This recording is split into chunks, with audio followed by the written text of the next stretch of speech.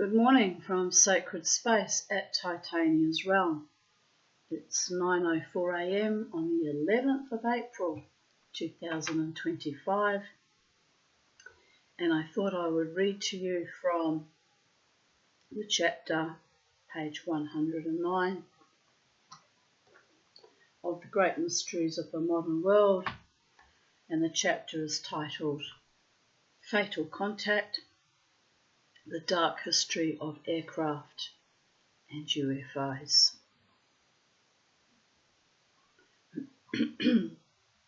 An old but well-tended headstone standing in the Sacred Heart Cemetery at Moreauville, Louisiana, reads, "In loving memory of Felix Eugene Moncler, Jr., First Lieutenant, United States Air Force, born October 21, 1926, disappeared November 23, 1953, intercepting a UFO over Canadian border as pilot of an F-89 jet plane." It's astonishing, isn't it? They actually acknowledged that. Far out.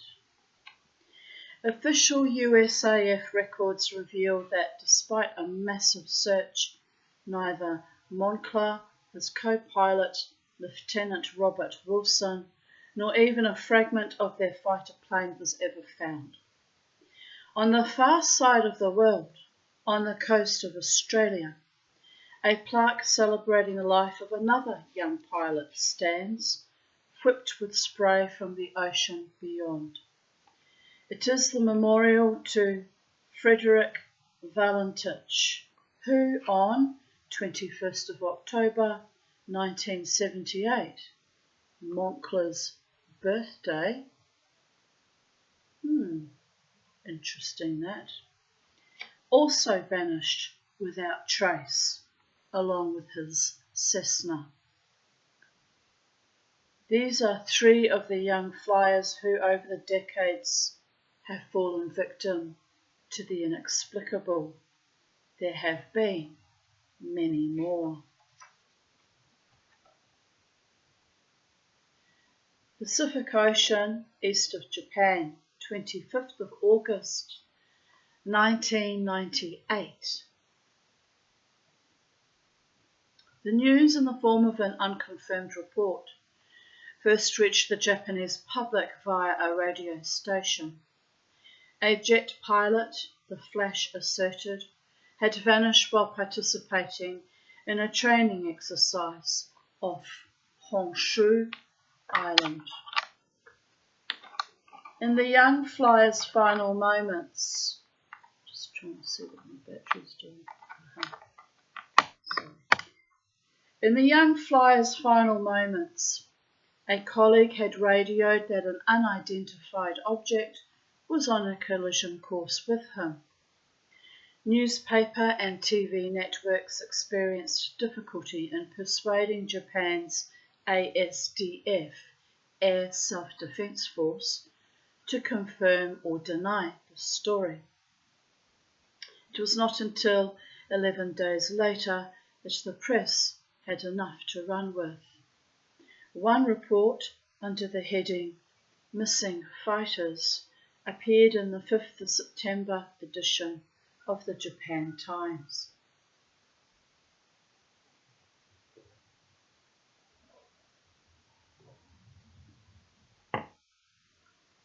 It revealed that not one but two jets had disappeared. The prelude to the dark drama began at 6:25 p.m. on 25th of August, when three Mitsubishi F-1 fighters took off from Misawa Air Base for Honshu Island. At 6:57 p.m, as the training maneuvers were beginning, one of the pilots told air traffic controllers that he could see a red ball about 3 meters diameter moving toward the three aircraft. According to the Russian newspaper Pravda, the pilot then manoeuvred, narrowly avoiding a collision with the object. His colleagues were not so lucky. The F-1 simultaneously ceased radio contact and vanished from the radar screen. Japanese newspapers identified the two missing men as First Lieutenants Hirokazu Nagai and Madoka Nakaya, both 29.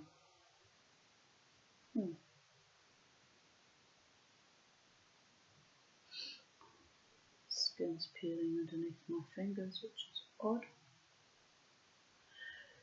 It's just a nothing thing, I just noticed, that's all.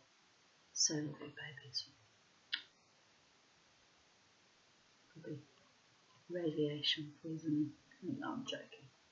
So, actually, maybe not. Seriously. Anyway, never mind. Let's not think about that.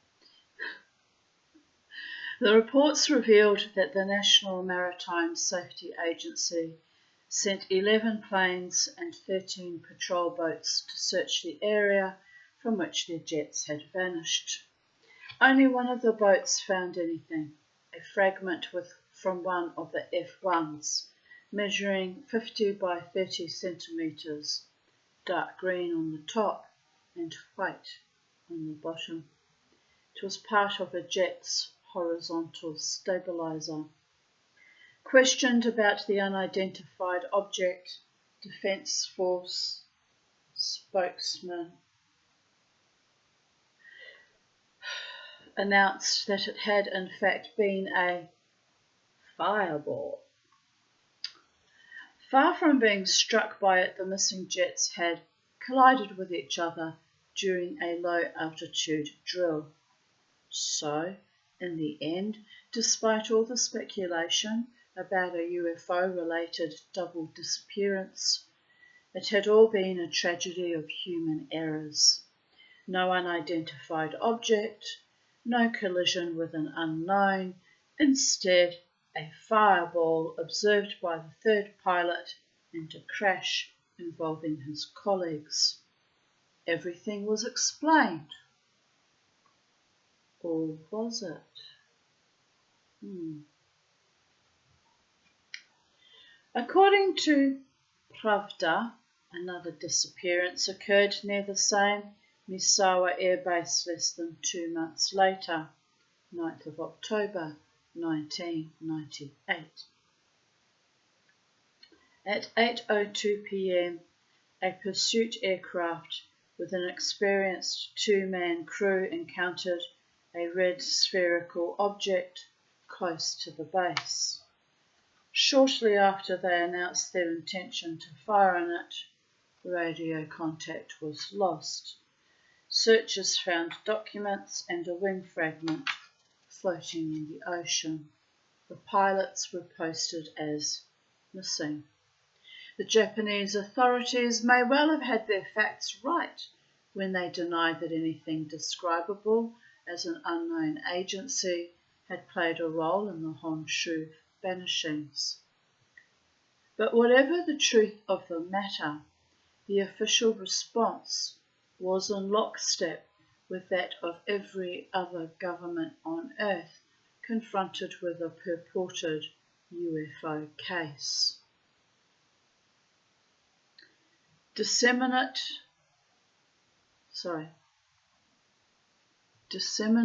everyday explanations, whether or not they fit the observed facts. Silence government employees. Discredit witnesses. Cite Venus, weather balloons, marsh gas, pilot vertigo, pilot error. Never concede that anything sinisterly inexplicable might have been involved in a pilot's death or disappearance.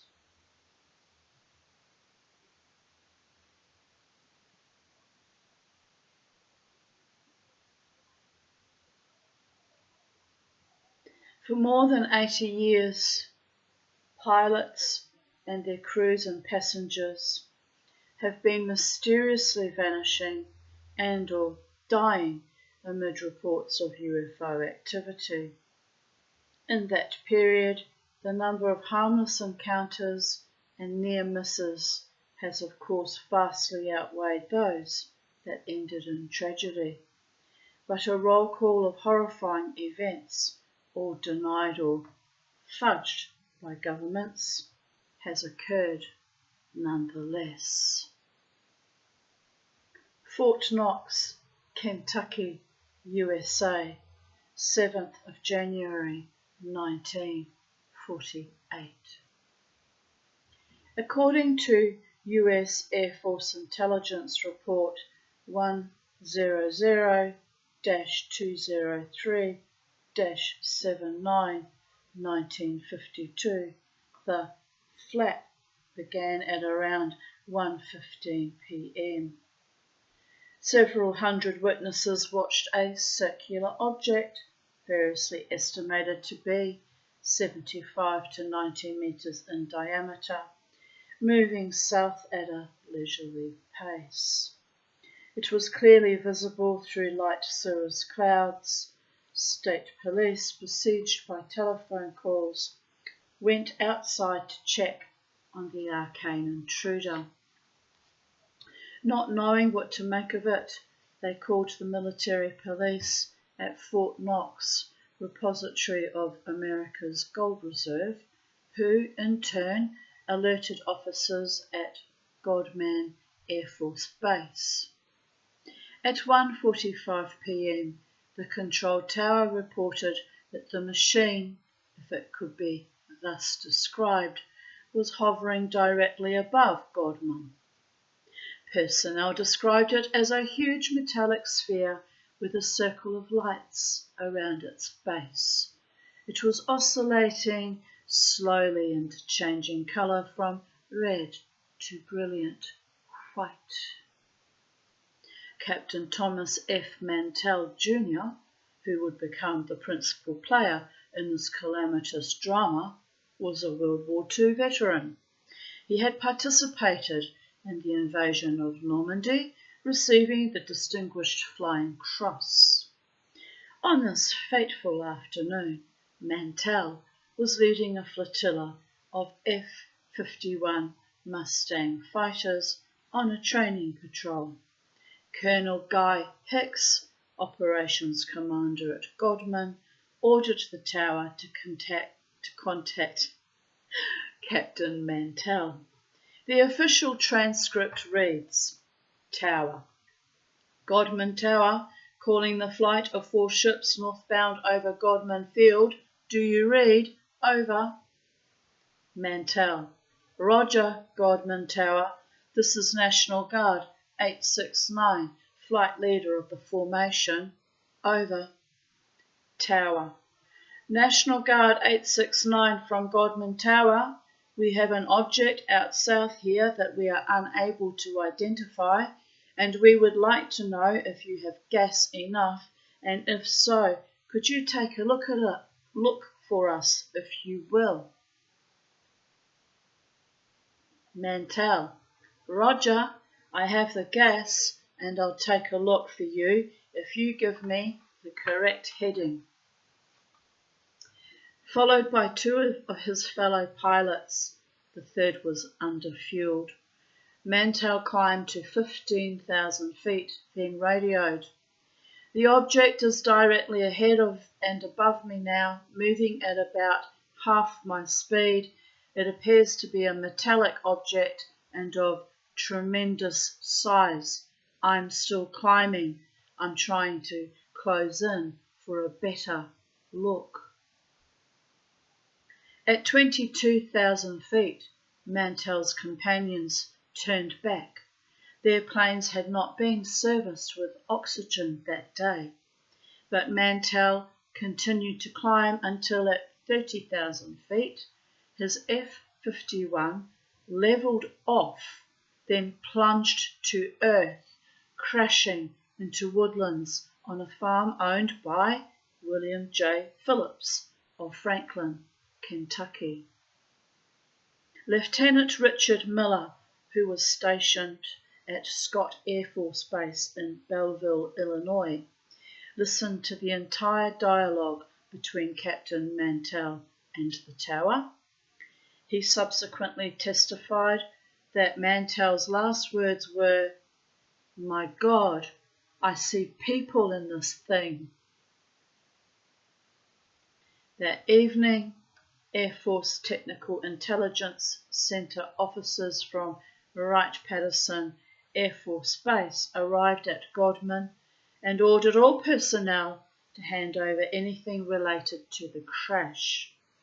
One of the officers said Mantell had died pursuing an intelligently controlled, unidentified flying object. On 8th of January 1948, the New York Times published a report headed, "Chasing a Flying Saucer. Plane explodes over Kentucky as states report strange object." Numerous newspapers quoted Base Commander Colonel Hicks, who said he had observed the flying saucer for almost an hour. But the US Air Force hierarchy was intent on finding a prosaic explanation for Captain Mantell's death. Over the years, it announced several reasons for the crash, all conflicting with each other. In its Air Intelligence Report, 1952, the USAF concluded that Captain Mantell had, in reality, been chasing the planet Venus. Objectors pointed out that on 7th of January 1948, Venus would have been the merest pinpoint of light. Astronomical records show that it was only 33 degrees above the horizon when the UFO appeared. The airbase witnesses, the hundreds of people in towns across Kentucky, the officers of 2 police forces, and Captain Mantell himself could not possibly have mistaken the planet for a metallic object of tremendous size. The Air Force must quietly have agreed, because it changed tack shortly afterward and announced that the object had been a weather balloon. One USAF spokesman also confusingly backed a Professor Donald Menzel, who insisted that Captain Mantell had been chasing a sundog, in which sunlight is reflected off ice crystals. Analysts commented that this phenomenon is visible only from particular angles and could not have been viewed simultaneously from air bases and towns hundreds of kilometres apart. Must have been enormous, it could be seen from that distance away. Perhaps the most intriguing testimony relating to the tragedy would come many years later from a retired US Army Air Corps pilot, Captain James Doosler. After marrying an Englishwoman and moving to Britain, the elderly Doosler recalled, in 1997, that he had been on duty at Godman Base when the UFO appeared and had watched its progress through binoculars. It was a grey-looking object that resembled an inverted ice cream cone, he said. It seemed to be rotating, as evidenced by a black line moving around it. The bottom was red.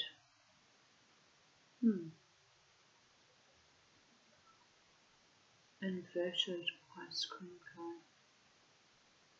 Like an isosceles triangle pointing up, rotating, black line around it, bottom red. 12 hours after Captain Mantell's aircraft had plummeted to Earth, Captain Doosler Then a crash investigator at Godman was belatedly ordered to inspect the wreckage. He recalled that the pilot's seatbelt was tattered in a strange way.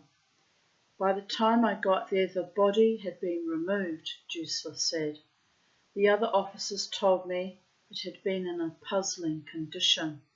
There were no breaks in his skin, but all his bones had been pulverized.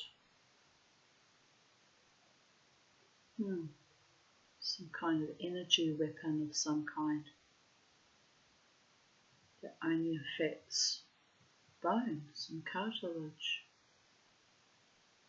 Odd, isn't it? What are bones made of mostly? Calcium and I suppose a bit of potassium.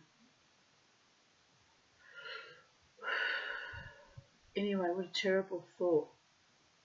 So he would have just been all sunken in with his bones all pulverized like mush. Ugh. Ugh.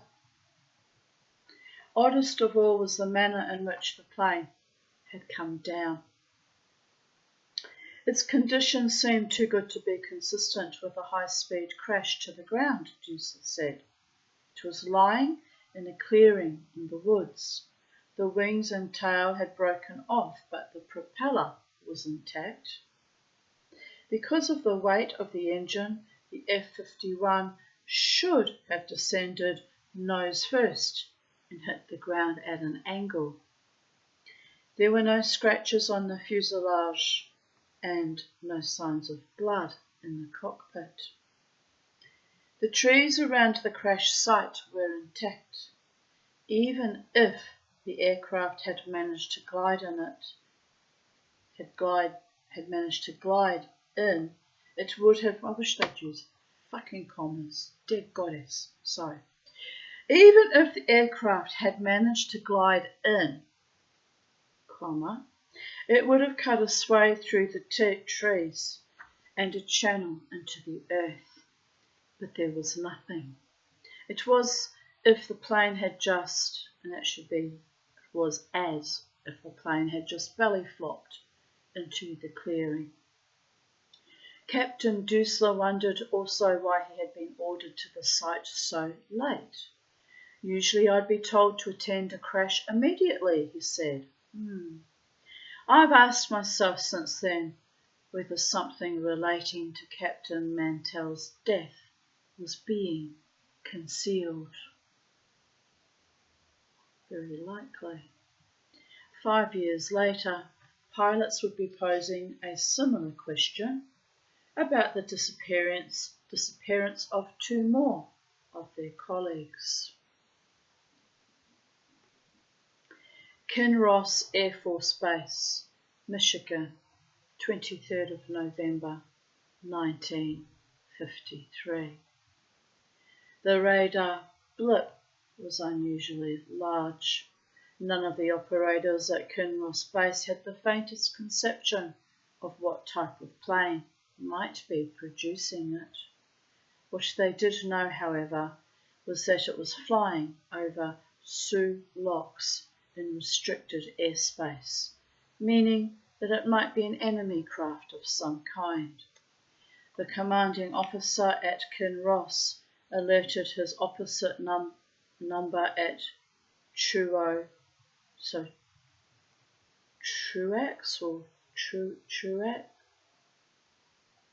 Field, Madison, Wisconsin. The unknown had been identified immediately. Within 100 seconds, 2 young pilots were aloft in a Northrop F-89C Scorpion jet interceptor. At the controls was Lieutenant Jean Monclar, 26, holder of a Bachelor of Science degree from Southwestern Louisiana Institute. Monclar had interrupted his studies toward a medical qualification to serve as a pilot in the Korean War and was now on temporary assignment to Truax Air Base. He was married with 2 small children. Sitting behind Monclar was the jet's radar operator, Second Lieutenant Robert Wilson, 22. Guided by a GCI ground control intercept controller, the jet streaked upward at 800 kilometers per hour into wintry darkness. When it had reached 30,000 feet, the twin blips on the glowing ground radar screen indicated that the Scorpion was in the vicinity of the unknown intruder. But then the giant blip changed course and moved away at colossal speed. The controller notified Monclar of the object's new bearing, and he pursued it out over Lake Superior. The chase lasted 30 minutes, and the jet seemed to be gaining when the object suddenly changed course again, dropping an estimated 23,000 feet. GCI ordered Monclar to descend also, asking if he and Wilson could lock onto the target visually. There was no reply. Then, as the GCI crew watched, appalled, the radar blips representing the jet and the unknown object abruptly merged into one.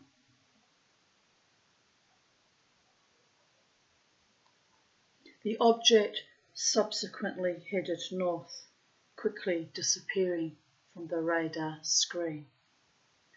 Assuming that the Scorpion and the UFO had collided, the base commander sent search and rescue crews equipped with flares to the scene. Perhaps Monclar and Wilson had managed to bail out and were floating, even now, in their life jackets or on a self-inflating raft. In the bitter cold, they were unlikely to survive more than a few hours. Rescue planes and boats scoured a 260 square kilometre area throughout the night and all the following day. But they found no bodies and no wreckage. Pilots Jean Monclar and Robert Wilson had vanished without trace. Ground crew at Truax Base were convinced that the pilots, that the pilots had been swallowed by a UFO. News of the incident leaked to a local newspaper and then became international news. The US Air Force tried to scotch the media's claims. After an investigation, it announced that the radar blip had not been as large as originally reported. It had, in fact, been created by a Royal Canadian Air Force C-49 flying from Winnipeg to Sudbury, Ontario.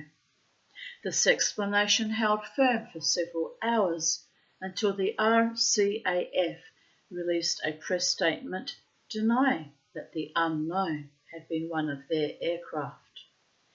The US Air Force cast around for another way of hosing the crisis down. The ever-reliable Professor Donald Menzel, Harvard astronomer and dedicated UFO debunker, came to the rescue. Probably, he surmised, the pilot had suffered a vertigo attack and crashed, and the merging radar blips? Plainly, the radar equipment had registered an atmospherically created echo, which had blended with the Scorpion's radar returns. As would occur in later cases, journalists requested a transcript of the final conversation between Eugene Monclar and his ground controllers. The Air Force refused the request on security grounds. The young pilots' families were hurt and dissatisfied. They had talked privately with the flyers' friends, some of whom who had followed the drama at first hand and were convinced the Air Force was not telling the truth. The widow and parents of Jean Monclar responded in the only way they could, by placing a remarkable headstone above the pilot's grave. Its simple text confirms their conviction that Jean Monclar and his co-pilot died while chasing an unidentified flying object. And I read it to you before. Describes that he disappeared while intercepting a UFO.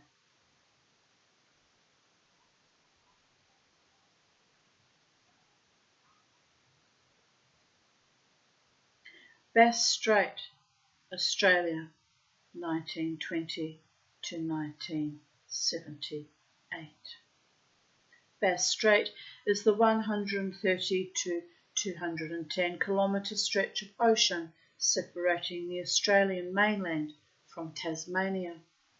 It was named to commemorate the explorer George Bass, who, with Matthew Flinders, sailed through the strait to prove that Tasmania, then known as Van Diemen's Land, was an island. Inexplicable light displays associated with unsolved vanishings of ships, planes and people were chronicled in Bass Strait throughout the 20th century. The most famous disappearance was that of the young pilot Frederick Valentich in 1978. Excuse me. But there were many before him.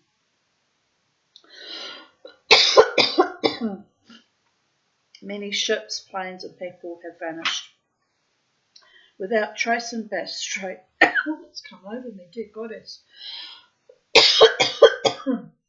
The stretch of ocean separating Australia's mainland from Tasmania.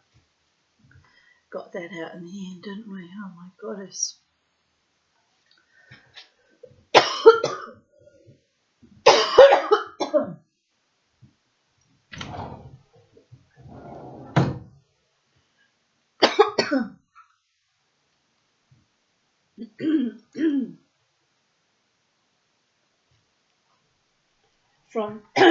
From January 1982 to June 1984, Bill Chalker, the UFO analyst and author of the Oz Files, was given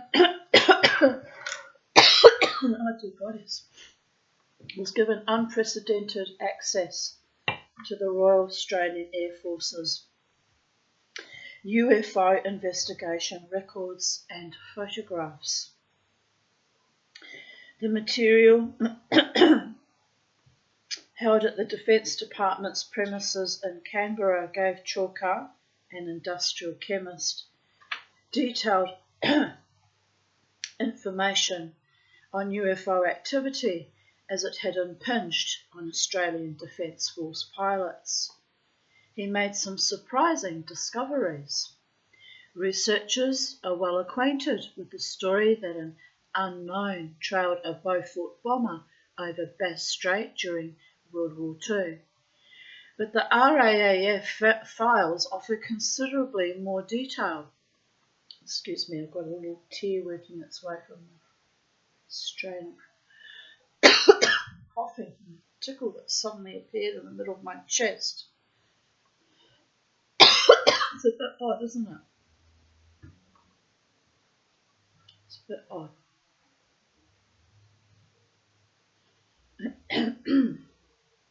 The Beaufort was flying. The Beaufort was flying, because I abhor liars. Anyway, the Beaufort was flying at 4,500 feet over the strait in February 1944 when, at about 2:30 a.m, a dark shadow appeared alongside. It had a flickering light and flame belched from its rear. The object stayed with the bomber for 15 to 20 minutes. During its visit, all radio and direction finding instruments ceased to function. Eventually, the UFO accelerated away at roughly 3 times the bomber's speed. When he landed, the pilot reported the incident to his superiors, but claims he was only laughed at. In retrospect, Bill Chalker writes, "This reaction seems extraordinary.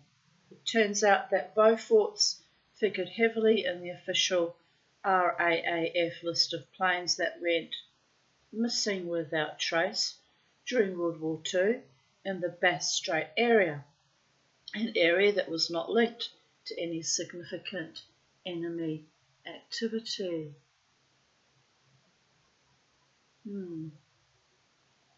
Chalker adds a proviso.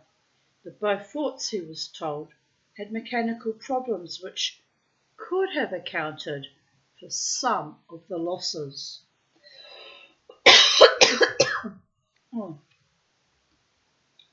The cigar and the missing play. In October 1981, 4 German tourists disappeared with their Piper Lance aircraft near Lake Eildon in Victoria, Australia. I've been to Lake Eildon, it's very pretty. The vanishing triggered a massive search involving military planes and helicopters and 7 volunteer pilots. No trace of the Piper Lance or the tourists was found. Bill Bying, a professional photographer who worked in nearby Monbulk, approached me, this book's author, whose name is John Pinkney, I might remind you, with information he felt might have some connection with the mystery, he said. On October 24, 2 days after the plane disappeared, my whole family spent 2 hours watching a silvery cigar-shaped object hovering in the sky.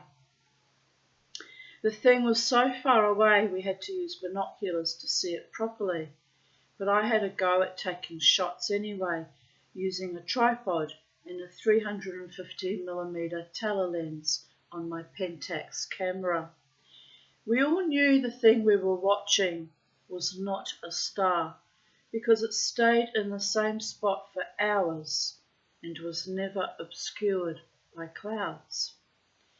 We were thunderstruck at one stage when we saw a second object, dark with a long tail, seemingly emerge from the UFO and plunge behind trees several miles away.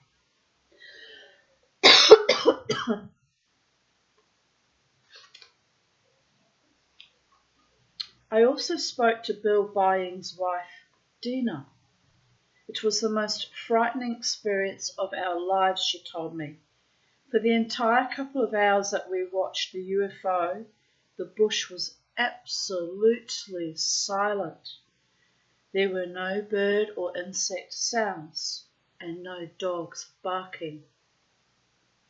When the thing finally disappeared, the noises returned as if a radio had been switched back on. I studied Bill's negatives. Disappointingly, the distant object appeared only as a dark dot when enlarged by conventional photographic means. Gerard Lai of the University of Melbourne's photographic department, with whom I had worked before, kindly offered to conduct an experiment that might reveal more about the pictures. The department's micro-unit made close-up negatives of the distant dot itself. Aside from confirming that a solid object had indeed been hovering in the sky, the tests were inconclusive. However, other witnesses also described the UFO. A summer visitor, Perry Schneider, said he had seen a strange metallic shape hovering above the hills. A local pilot, Alan Weeks, told me he and several neighbours had watched for about an hour as a metallic object hovered over the district. The aerial anomaly was seen too by summer campers at the Thornton Caravan Park. The consensus was that it was shiny with patches of red and white. Like many other large bodies of water on the vast Australian continent, Lake Eildon is no stranger to inexplicable events. 7 pilots, 14 passengers disappear. In July 1920, the schooner Amelia J was lost in Bass Strait. Among the aerial searchers were Captain W. Stutt, a government aviation instructor, and his mechanic, Sergeant Dalziel. They failed to find the schooner and vanished themselves instead. A witness in an accompanying plane, Major Anderson, reported that Stutt's plane flew into a cloud from which it did not emerge. Neither the schooner, the search plane, nor Stutt and Dalziel were ever found. In terms of lives lost, the most significant disappearances over the strait occurred in 1934 and 1935. Newspapers of the time chronicle these baffling cases in exhaustive detail. On 19th of October 1934, 12 people aboard the mail plane Miss Hobart were lost. Excuse me. 2 pilots and the 10 passengers they were transporting from Launceston to Melbourne disappeared without trace minutes after the pilot had radioed a routine message that all was well. No one pretended to have the remotest understanding of what had happened. The weather was fine, with a slight breeze. The aircraft was a DH-86, a model renowned for its reliability. The owners, Hollyman's Airways, later said that even if 2 of its 4 powerful Gypsy 6 engines had failed, the plane would have maintained its height with full load. It would have been impossible for all 4 engines to cut out. The last words heard from Miss Hobart were transmitted at 10:20 a.m. when she was 13 kilometres from Wilson's Promontory. Co-pilot Gilbert Jenkins radioed, "Everything okay? Captain Hollyman requests that Captain Haig of the Vacuum Oil Company meet him at Laverton at 11:30 a.m. Unusual phenomena surrounded the disappearance. Dear Goddess, I'm always sick. It's always fucking something people have heard. I get so sick of being sick that I want to die and then just keep being kicked along. It's like being perpetually fucking tortured. But it's just a little tickle in my throat. I'm sure I'll be fine, and if not, I'll be having another cup of mullein tea.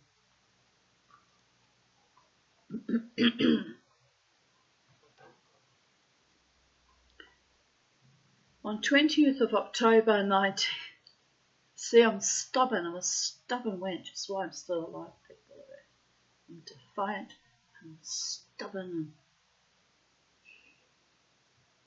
I'm waiting for my beautiful life. That fantasy keeps me going. Sweet, isn't it? Like a fairy tale. Anyway.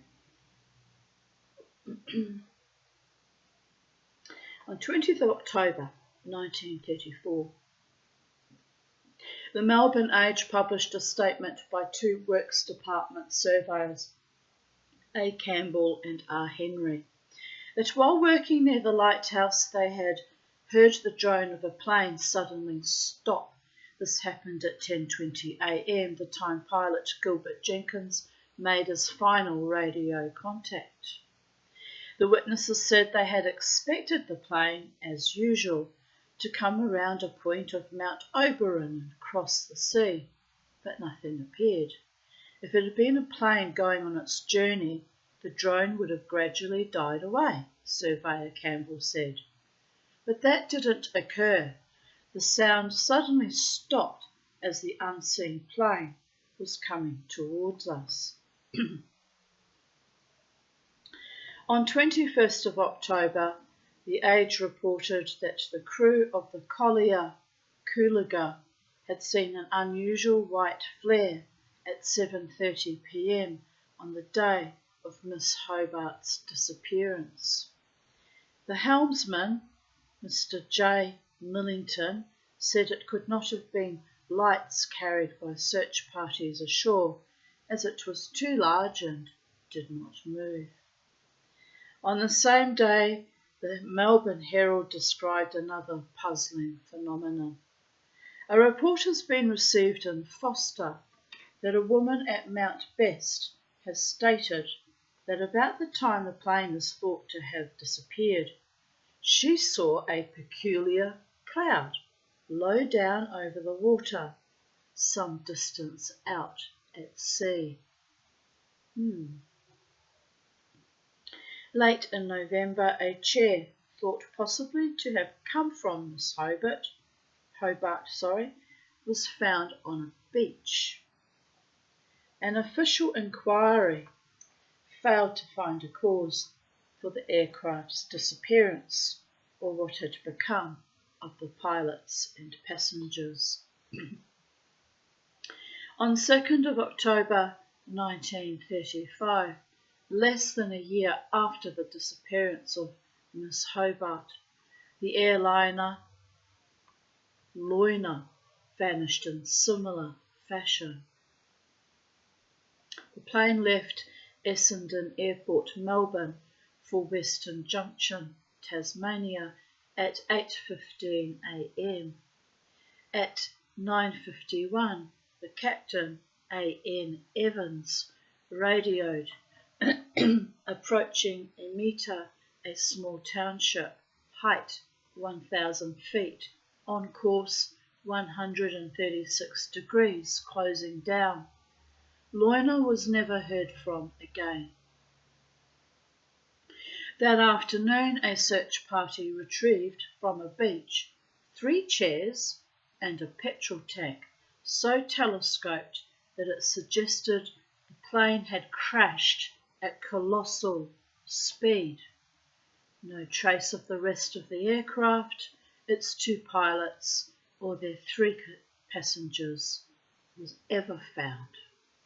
The subsequent official inquiry could discover no explanation for the disaster. The Ides of October.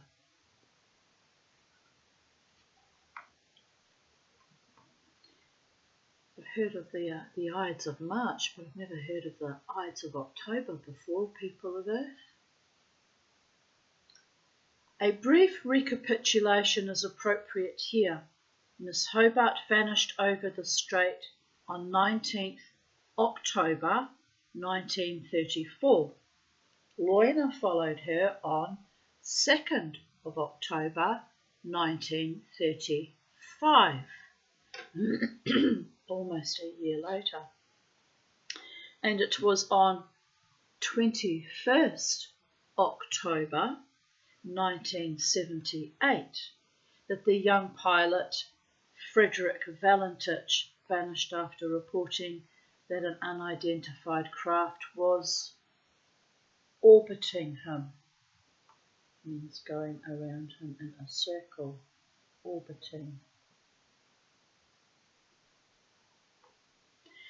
The Valentich case is probably the most famous UFO-related disappearance in history. Frederick, 20, was a qualified pilot who planned to make a career in aviation. He had hired a $43,000 single-engine Cessna to fly from Moorabbin Airport across Bass Strait to King Island. King Island's where they make the most delicious cheeses. It is probable that he had never heard of Jean Monclar, the USAF pilot who disappeared 25 years earlier while pursuing a UFO, but the two young flyers were linked by a strand of coincidence.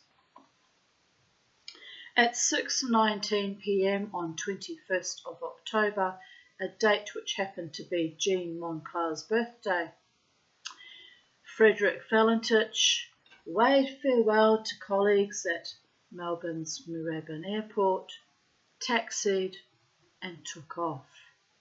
At 7 p.m, he radioed Melbourne Flight Service to say he was over Cape Otway. All okay. At 7:06, he radioed again with a question that was to intrigue the world for decades to come. Melbourne, this is Delta Sierra Juliet. Is there any known traffic below 5,000? No, the operator said. There was no known traffic. Valentich responded. Delta Sierra Juliet, I am, seems to be, large aircraft below 5,000 feet. After describing the object as having 4 bright lights similar to landing lights, he went on to say that it had just passed over him at least 1,000 feet above and had begun to orbit his Cessna. And then, it's not an aircraft, as it's flying past, it's a long shape. It's got a green light and sort of metallic-like. It's all shiny on the outside. At 7:11, the young pilot reported that his engine was rough idling. 30 seconds later, he transmitted his call sign, Delta Sierra Juliet, for the last time. The microphone stayed open for 17 seconds after that, accompanied by unidentifiable noises, subsequently described by some analysts as metal on metal. Within minutes of Valentich's final transmission, the Rescue Coordination Centre had a light plane in the air to conduct a night search.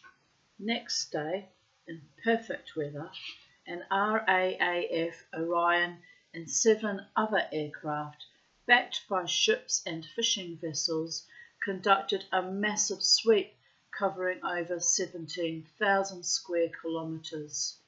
The Cessna was constructed from modular units designed to float in the event of a crash into water. Aboard were polystyrene life jackets, coloured orange so they would easily be seen from the air. This is a photograph of his craft.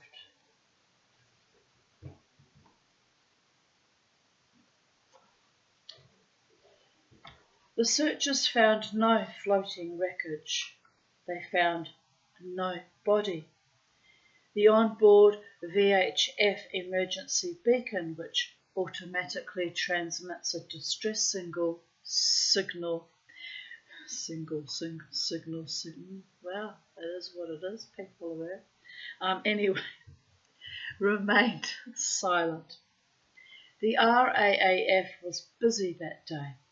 Within 12 hours of Valentich's disappearance, it helped in an intensive search for an airliner with 9 passengers aboard, which had vanished over the Solomon Islands. Neither wreckage nor bodies were ever found. Someone or something was busy kidnapping humans that day.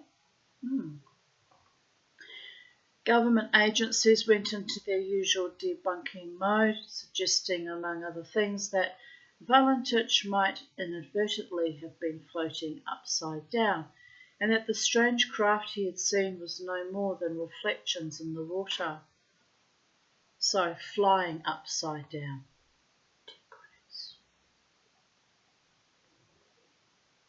Pilots and aviation experts dismissed this theory, pointing out that not only would the carpets have come off the floor, but that the Cessna, with its gravity-fed fuel system, would have ditched after 60 seconds. Further, according to the Department of Transport, Valentich had spoken to the flight service operator for 6 minutes. He would have found it hard to conduct such a conversation while flying upside down. The Valentich case revived memories of a previous incident involving an aircraft which had attempted to travel an opposite route above Bass Strait. On Christmas Eve 1969, a Fuji light plane vanished while flying from King Island to Moorabbin Airport. No trace of wreckage or of the pilot was found. On 11th of October 2000, 22 years after Valentich's appearance, an Apollo Bay man came forward to say he had seen the incident. He explained to Melbourne's Herald Sun newspaper that he had feared ridicule if he spoke, but that his conscience had troubled him ever since.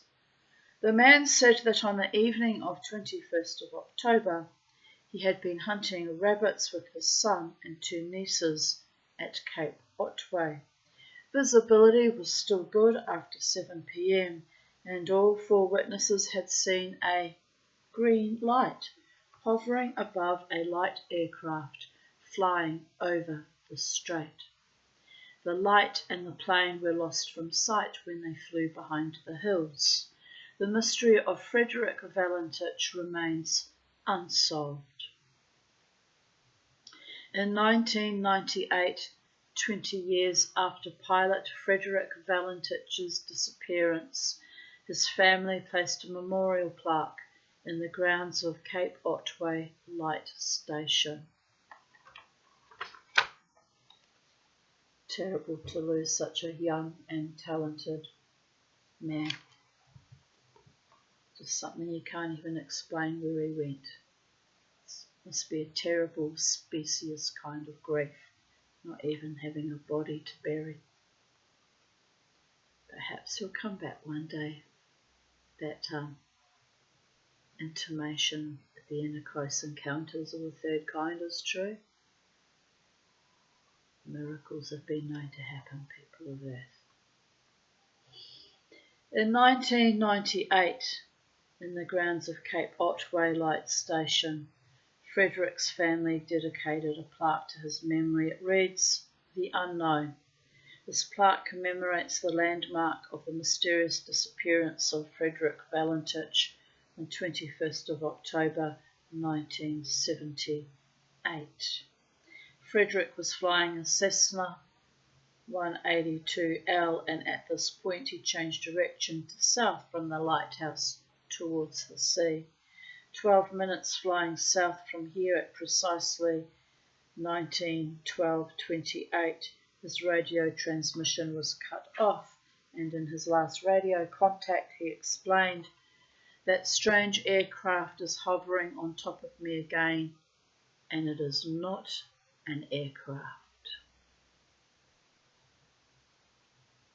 After an extensive land and sea search, no trace was ever found of the Cessna VHDSJ, or of Frederick Valentich, and so to this day his disappearance remains a mystery. Language barriers and the secretive nature of governments make it impossible for any historian to chronicle all the known cases in which the deaths of pilots, passengers and crews have apparently been UFO related, but accessible reports are numerous nonetheless. The Cuban UFO tragedy, 1967. According to Pravda, an unidentified spherical object invaded Cuban airspace in March 1967. 2 MiG-21 jets were ordered to shoot the intruder down.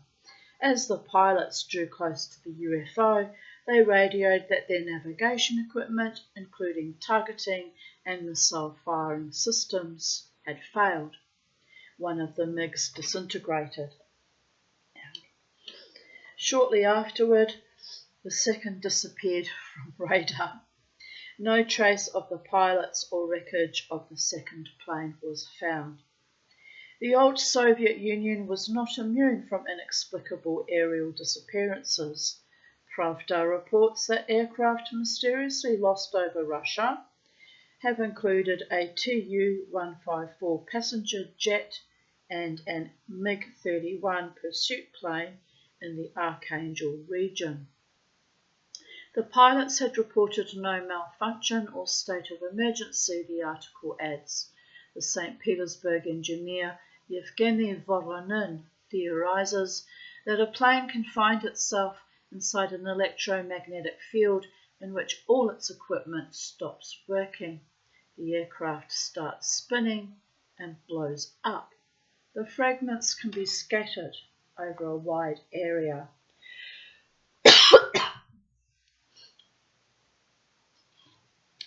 Christians Felt, Denmark, 1970. On 16th of September 1970, the Danish newspaper Sonderjyden, I think, published a report headed Young Second Lieutenant Killed in Plane Crash. The article revealed that the previous morning 4 Hawker Hunter fighters had taken off from Vandel Air Force Base to fly to Holland. After the planes had been aloft for 20 minutes, one lost radio contact with base and crashed vertically into a field. The explosion gouged a crater 15 meters wide and 6 meters deep, killing the 23-year-old pilot. The newspaper's conservatively worded report saved the most controversial paragraph until last. A witness has told police that a few seconds after the plane hit the ground, he observed a glowing ball in the sky, moving away with great speed in a northerly direction. Air Force spokesman had a simple explanation for the tragedy.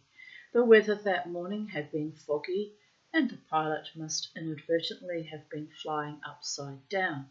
When he was ordered to climb above the clouds, he took his aircraft in the opposite direction, crashing straight into the ground.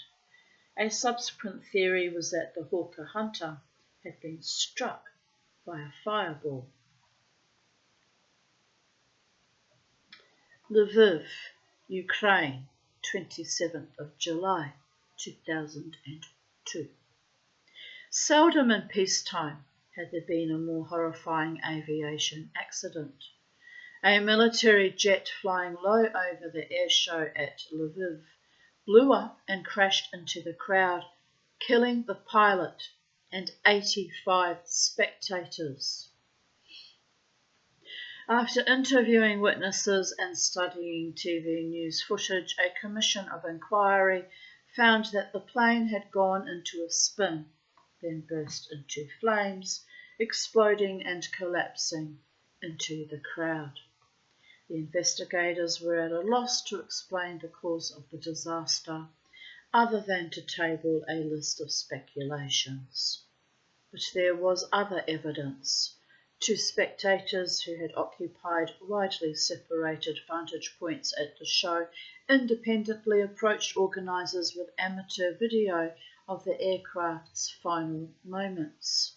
Clearly visible on frozen frames of both tapes were images of an unidentified object streaming near the plane seconds before it crashed.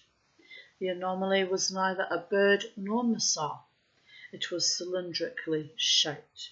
There was no smoke exhaust. Initial attempts to interpret the images as an insect or a flaw on the lens came to nothing. The two video cameras had, from different perspectives, captured what was clearly the same object. What was it? Was it simply a misidentification of some kind?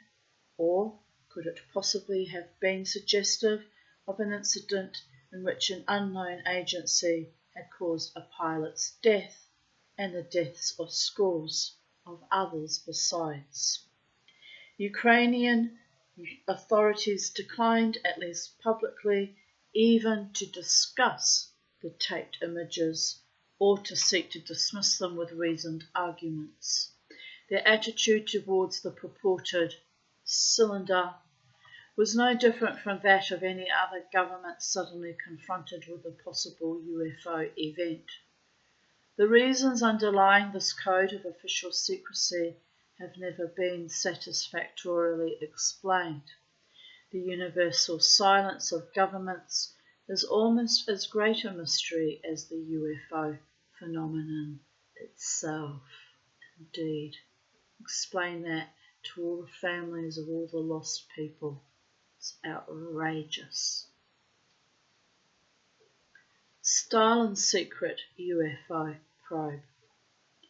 Dictator Joseph Stalin was convinced that UFOs posed a danger to the Soviet Union.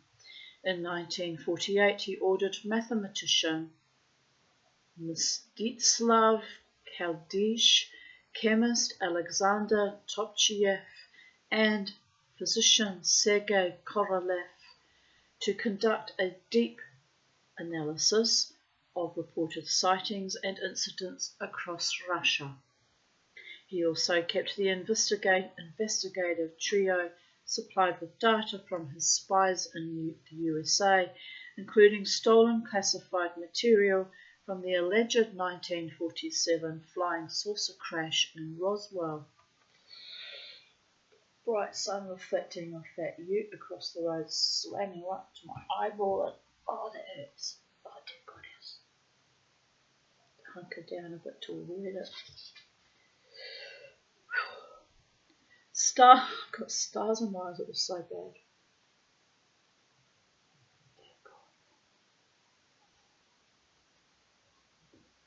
Right. Stalin never believed the US authorities' announcement that the Roswell saucer had been a misidentified weather balloon. He noted that the specialists entrusted with inspecting and removing the wreckage comprised members of the USAF's elite nuclear weapons team, men whose time would never have been wasted on balloon retrieval. In the years to his death in 1953, Stalin established UFO research departments in 7 of the USSR's leading scientific institutes. 10 secret arms of the Defense Ministry were also dedicated to the study and hoped for retrieval of UFOs. All researchers reported to the KGB.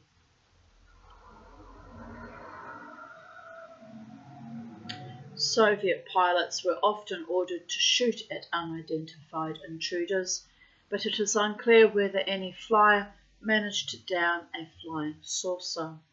Declassified documents detailing Stalin's UFO projects were published in newspapers after Russia was democratized.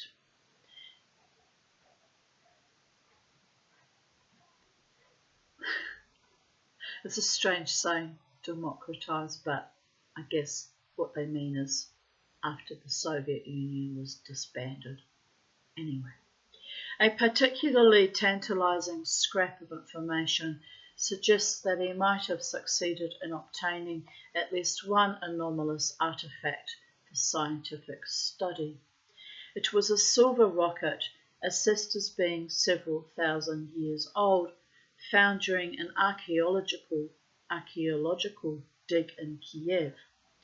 The object, says the report, was cut up and transported to a testing area in Moscow, where it was found to be marked with inscriptions in the ancient language Sanskrit. Probably a Vimana, are we right? The silver rocket's status as fact or myth still inspires argument in Russia. Right, thus concludes today's reading because 1:11 could make a wish, but it's 1:11 minutes on the video, not the actual time. The time is currently 10:15 a.m. on the 11th of April, and I'm